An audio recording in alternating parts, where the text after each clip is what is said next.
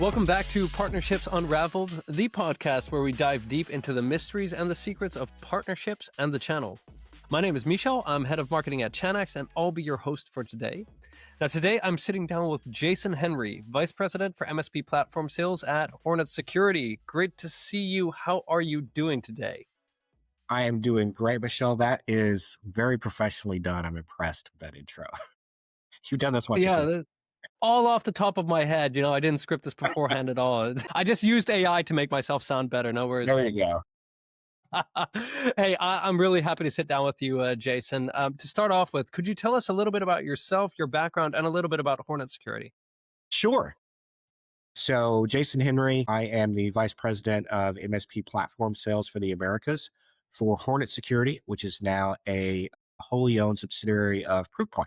So we were part of an acquisition towards the end of last year. I came in January to help lead and grow our Americas business. So Hornetsecurity traditionally is a EMEA-based business, really 100% focused on the MSP business. And of course, everyone knows who Proofpoint is, one of the largest cybersecurity companies in the world. And they've had a business for SMB and MSP traditionally, but it really has never been a focus for Proofpoint. And so as part of this acquisition, what we're really doing is making MSP and SMB a true focus of Proofpoint. So that's why I'm excited to be here. My background, I've been in technology, services, leadership, sales, leadership, partnership building for the better part of 3 decades. Now, I'd say I'm probably a little bit unique for this role, and that my background is been on the enterprise side. That's where I've spent the last several decades, is building businesses, sales teams, partnerships. In the last 10 years or so, really focused in the hyperscalers in the cloud space.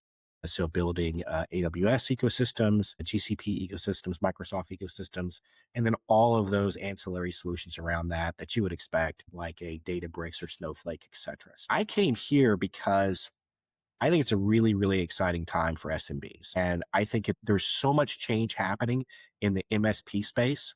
And then if you think about where the growth is, in my opinion, where growth and change is going to happen, it's going to be in the SMBs. With the technology changes that are going on right now, it is a really cool time to be launching new businesses, new small businesses.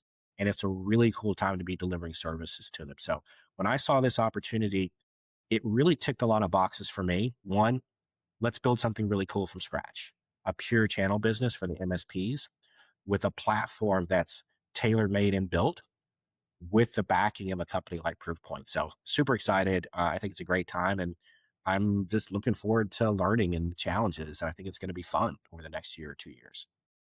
Yeah, no, it sounds like an incredible challenge, and I'd like to dive into that right off the get-go, right? So you started in January, which, like, at the pace of change right now, you've basically been there for 20 years, right? It'll probably feel like, but you just mentioned you're building this MSP motion from scratch. When you're launching something like this, something with this level of ambition and relevance, especially when you take into account Hornetsecurity's massive partner base, what do you prioritize first? Why do you prioritize what you prioritize? 2 things. One, it's our folks, so our people.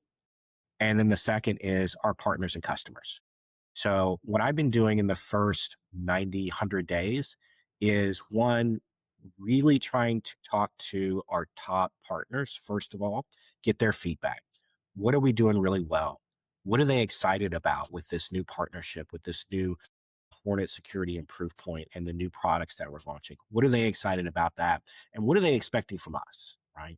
So, when we think about building a channel, and if there hasn't been a full channel in that space before, they've made it work for the last number of years already. So now that it's available, what's new and what can we put on, right? So those are the conversations that are having. And then from that, we take a look at how are we going to build our organization to support that channel?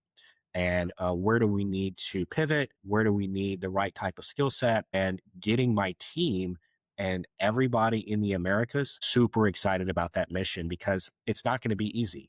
It's not going to be rainbows and puppy dogs every single day. There's going to be hard stuff that we have to figure out. But I think if we're excited about it and we have the right people and we have the right partners, then this is going to be something really cool. What I'm finding is that our partners are really excited. And that's the great thing is that Hornet and Proofpoint have partners and customers that are really involved into the mission. They want to see help. They want us to succeed. They're really excited about what we're able to deliver and what we're going to be able to deliver in the future. And so when you have that, that actually makes a lot of things a lot easier.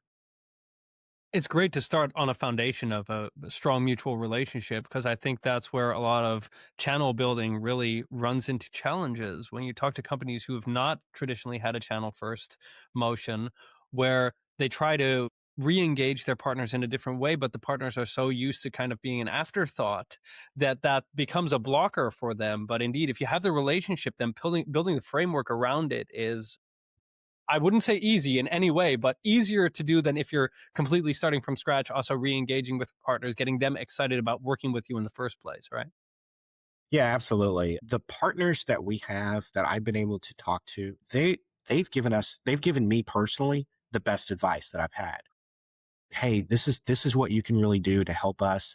This is what we're hearing in the marketplace. This is what customers are trying to do. This is where the MSP market is going. So I think that's been great. That's been the best part. And then I've been able to already put together a team of really, really strong leaders that have decades of experience in the space. Yeah, I think it's super valuable. And this term I keep humming, I hear come up more and more is moving from MSP to MIP, so managed intelligence provider. And obviously, like it's a buzzword, but it does say something because I feel like understanding that your MSP network and your SMB partners are also your boots on the ground, your ears and eyes in the market is so incredibly valuable. They should feel like an extension of your organization. Yeah, I love that term. And I think that the MSP providers that make that pivot successfully are really going to be the ones that are going to win in this new economy, AI, token economy, call it whatever you want, that's coming down the pipe. You know, when you my background in the enterprise space, you have big consulting companies that are always going out and they're giving opinions about what's going to happen in the market. They're talking to CEOs, they're talking to CFOs. In the SMB space, you really don't have that, right? And I think that in a lot of ways, our MSPs are the ones that are going to need to be filling that void. Our MSPs are the ones that are talking to founders, they're talking to CEOs of small businesses, and they need to give thought leadership back. Right? That thought leadership is really important. So I think the pivot that MSPs are going to need to make is they're going to have to become business consultants as much as anything Yeah. else. No, I completely agree. I love that perspective, and it's bringing things together and taking the MSP and the SMB more seriously. I would say, right, because there is so much value in volume and volume in value, right? And I think it's super important.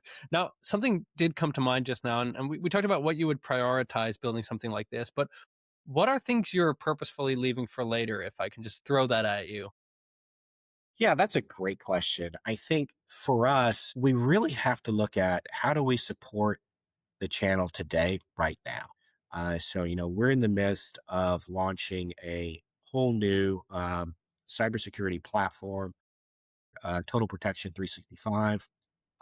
That's a sea change from where we have been before. So right now, that's the most important thing is to make sure that we are enabling our channel sellers. We are enabling our customers. We're enabling our MSPs so that they know what coming down the pipe.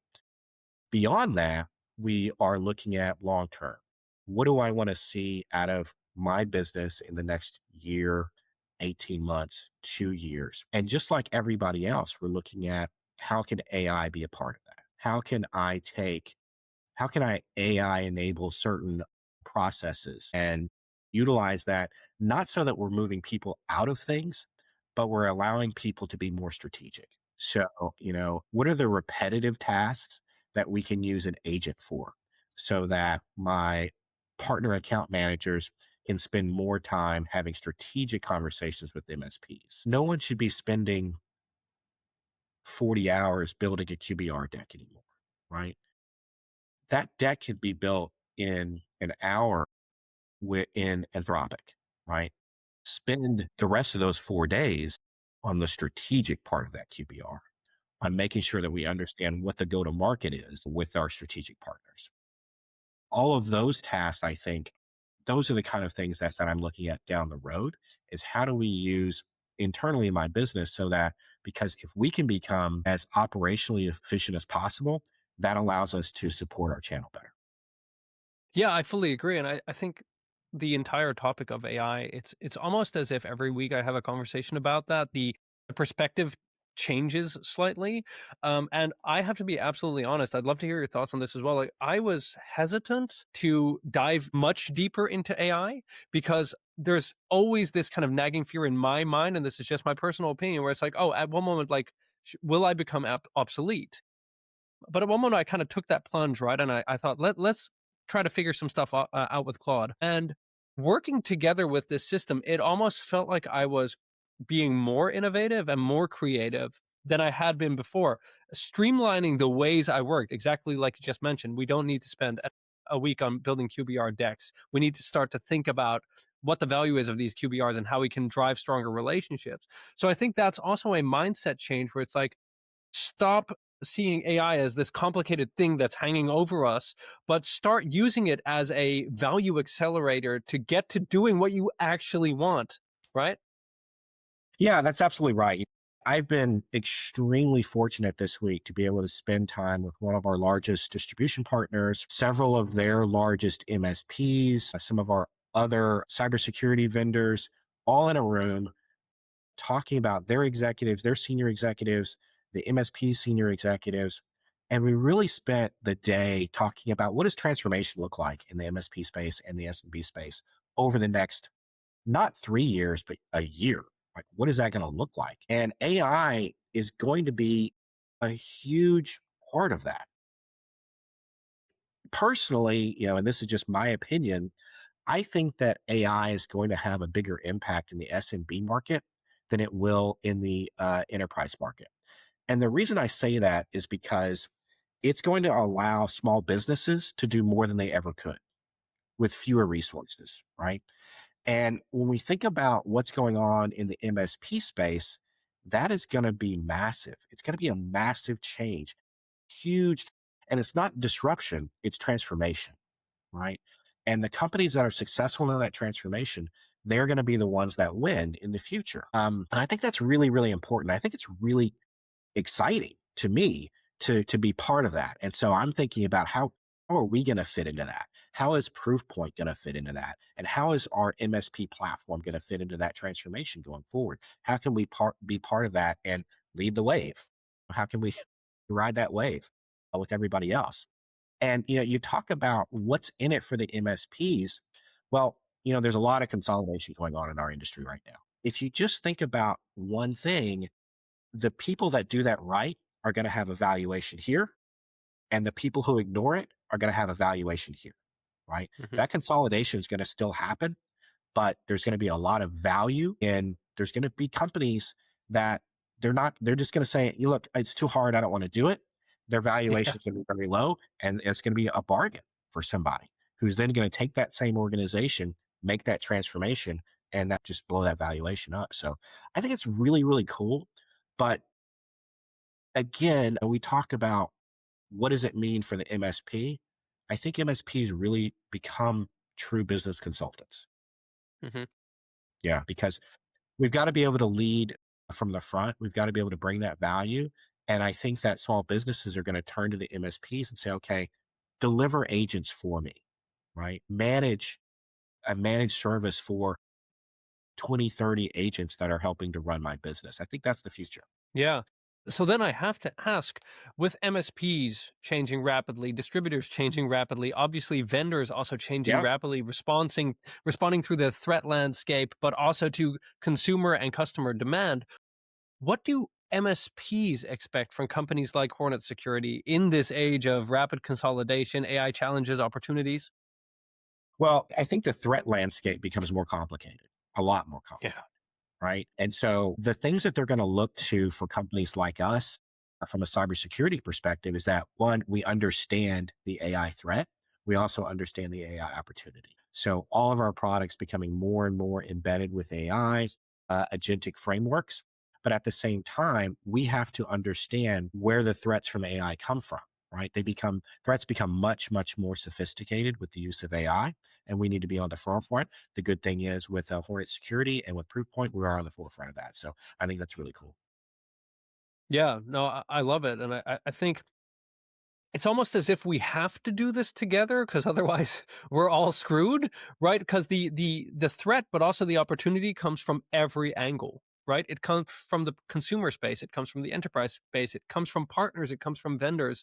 And figuring out this new paradigm together, I think, becomes essential to success. And that's something I'd like to hear your thoughts about, basically honing in on channel strategy when it comes to distributors, right? I mean, we talked about this during our prep call, like building channel first go to market motion. Some companies hire dozens of extra channel sales specialists to hit their scale, right?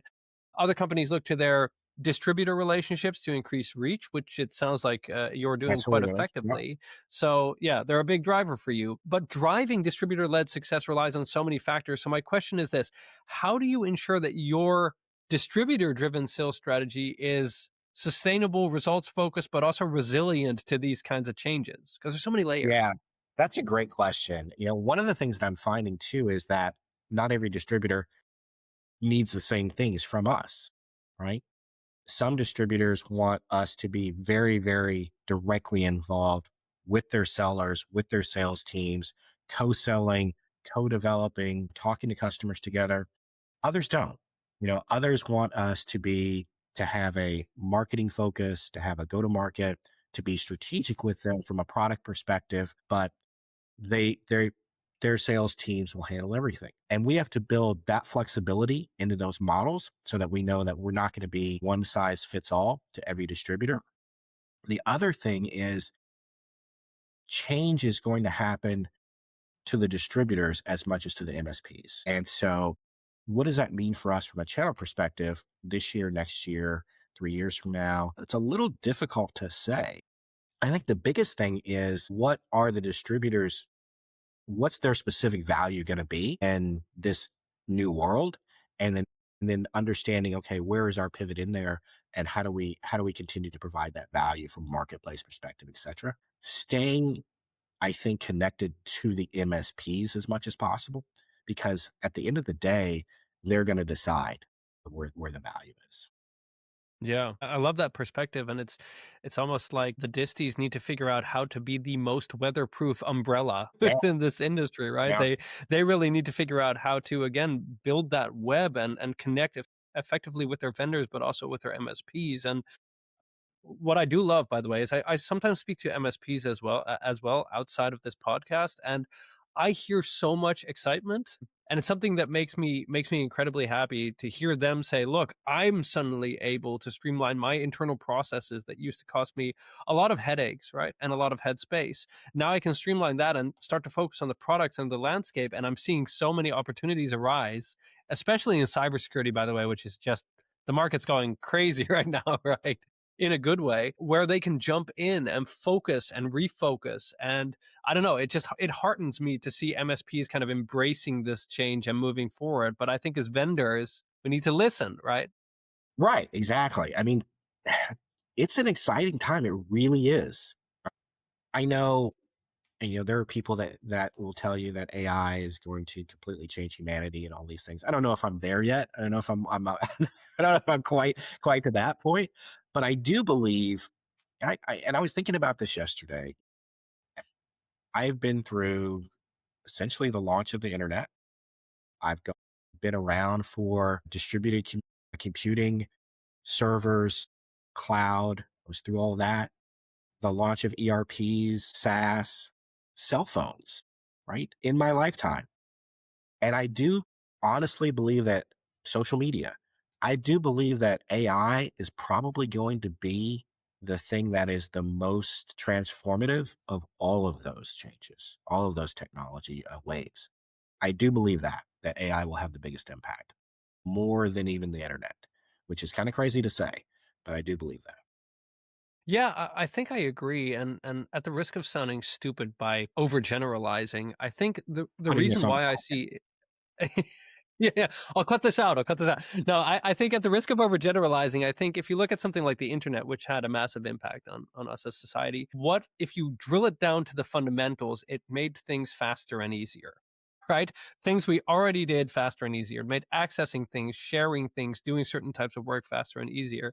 But I think AI, there's a black box to it that makes it incredibly exciting that we can't comprehend where it's going. The pace of change is so fast, but the pace of innovation is as well. And that's what I'm most excited and slightly scared about, Yeah.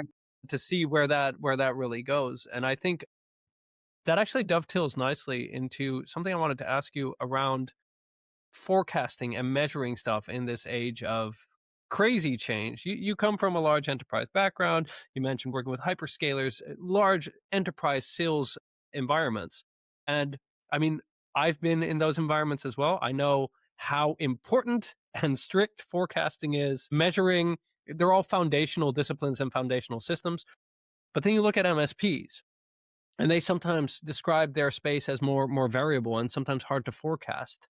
So what I want to do with you is figure out how we can marry these two perspectives, basically. So what metrics do you believe every MSP channel business should be able to forecast, and where is there space for flexibility? Yeah, and there's another complexity on top of that too, because there's so much variability in the MSPs in the SMB market because they're serving SMBs, and then there's a channel on top of that, right? So Yeah. a distributor Ouch. that I go through, right? And I think there's a couple things. One, churn is always going to be there. It's part of our business. Okay, you have to be able to accurately measure churn at least on a quarterly basis, right? And there are predictors for that. There are certainly ways to do it. There's also ways to influence it. And I think that's predictable and measurable. So churn is one, probably one of the most important. And the other is so NAR and ARR, you have to be able to predict those as well. While there's variability in those things, you should be able to use historics. You should also be able to use standard pipeline development practices. What is our pipeline? What is our conversion rate? What is our conversion rate from, say, trials to new customers? All of those things are predictable. Those are things that AI is really good at as well, Yep. just predicting those things. Where it becomes challenging and complicated is you're dealing with large numbers of large bits of data. So it's a lot of different data points and historicals. If you were just to take, say, 1 month, a snapshot in time, it would be really difficult to predict that, to forecast that, right? But once you have built out your model and you really understand, say, what is your book to bill process? How long does it take from the first time that you speak to a customer? What is, what's that timeline? What's that process? What is your expected conversion rate? Um, what is, and then how long does it take from someone to sign up as a new partner to first dollar?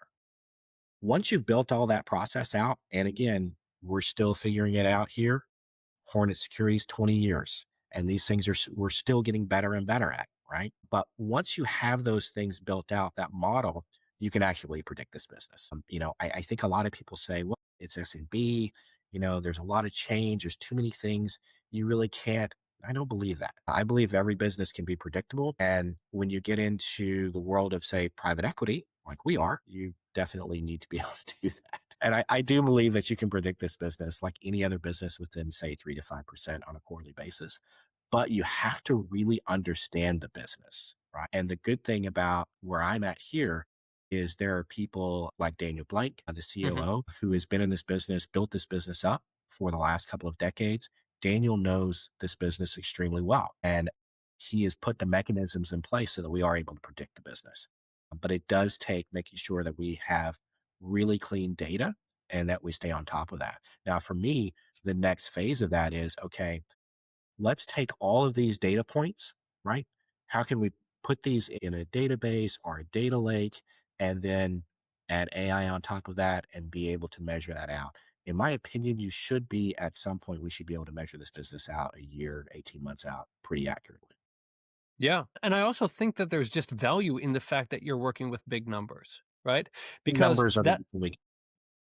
Yeah, because if you have that variability in single instances, it kind of evens out when it comes to the mean, the median, and I think that's super valuable to be at least be able to see based on so many data points where are the gaps in the value chain? Like, what do we need to focus on? Hey, do we see trends when indeed comes to like trial to paid customer conversion or things like that? It's so much easier to do when you have 10,000 partners as opposed to 10. Exactly, exactly. And that's something that we are very fortunate is to have a large enough base of business that we can be pretty predictable.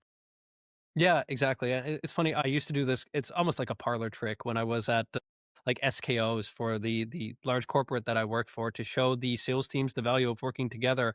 Where I would have a jar of gumballs on stage, and I would ask everybody individually to tell me how many gumballs were in the jar, and then at the end I'd show them like, hey, I had one person say, let's say there were 250 in the jar, so one person would say 700 and another person would say 50. But if you add them all together and divide them by the total, you get scarily close to the Right. actual number of gumballs. And it's such a visual and almost visceral way to show people like, you might all have different ideas individually, but when we come together, we're going to hit that sweet spot. And I think it's the same with the value of volume in MSPs and SMB.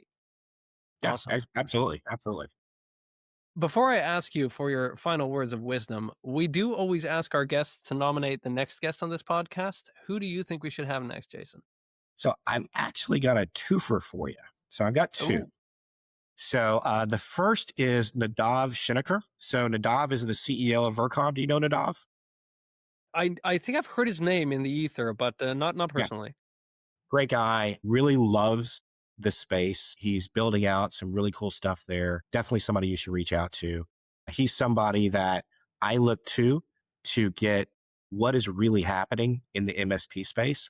And he's somebody that's really helped me to understand, look, this is what we really need from a channel partner in the space. So Nadav is great. The next Awesome. one is Andy Rose. Andy is the chief growth officer for ClearScale.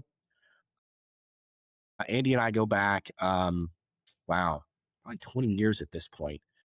And Andy is probably the person that I know who is the most successful and best uh, person to develop partnerships for the hyperscalers. So she's an absolute expert there, understand what that takes, which is pretty difficult and pretty specialized.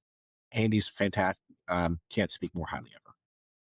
I'd love that. I'd love to pick her brain on that because that's something I hear coming back over and over. Like, it's such a complicated market to enter, the hyperscaler She's done it market. So multiple times. She's done it multiple times in multiple places successfully. awesome. I hope she can share her secrets. That's wonderful. Jason, to wrap this up, do you have any final insights, tips, or tricks that you'd like to share with the audience?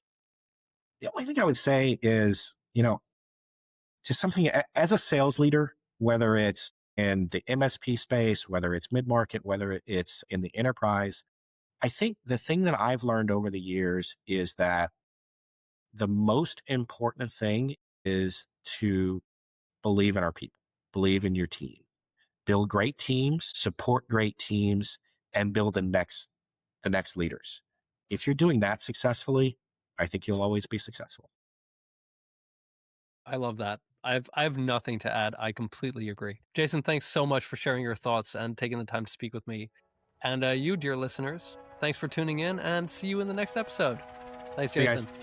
Thanks.